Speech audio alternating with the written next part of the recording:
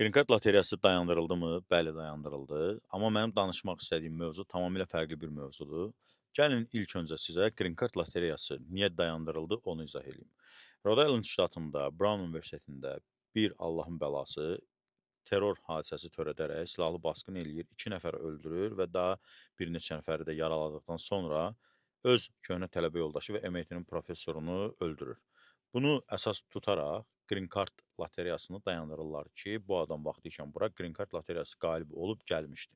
Bunun kimi bir çox misallar var. Truck driverlar yaxşı xatırlayır ki, Hindistanlı bir şəxs, yəni bir sürücü U-turn səhv elədikdən sonra, yəni qanunsuz yerdən döndükdən sonra 3 Amerika vətəndaşı ölüb. Bunu qlobala çıxartdılar və bir miqrant 3 vətəndaşı öldürdü deyə xəbərlər də paylaşıldı və truck driverlara bəzi əngəllər yaradıldı, postlar quruldu.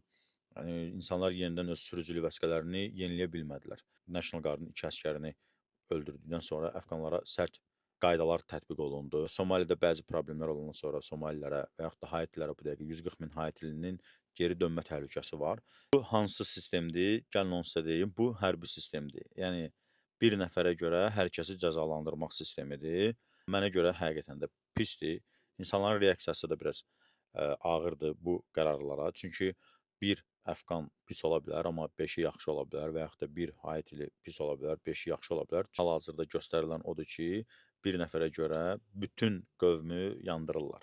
Sizə çatdırmaq istədiyim digər məsələm isə, mən bəzi dostlar var ki, burada sosial şəbəkələrdə paylaşımlar eləyirlər, məlumatlar paylaşırlar. Təşəkkür edirəm hər birinə. Amma bəzi həssas mövzularda, bax bunun kimi həssas mövzularda xahiş edirəm, reytinq xətrinə, baxış xətrinə əlinizə mikrofonu alıb, qabağınıza kameranı qoyub, ağzınıza gələni danışmayın. Azən məlumatsız danışmayın. Öyrənin, araşdırın. Zamanəmiz həqiqətən Google, ChatGPT, bir çox araşdırma edə biləcəyiniz yerlər var. Araşdırın, ondan sonra və burada baxan insanlara da onu qeyd eləmək istəyirəm ki, həqiqətən də sosial şəbəkələrdə nəsə paylaşan insan hər şeyi bilmir. Ona güvənib və yaxud da ona inanıb addım atmaq və yaxud da nəsə düşünmək, ona görə pis olmağın adı yoxdur. Özünüzdən müğayət olun. Növbəti videolarda yenidən görüşərik. Kanala abunə olub videoları da bəyənməyi unutmayın. İstəyən olsa bir mikrofonu da hədiyyə edə bilərəm.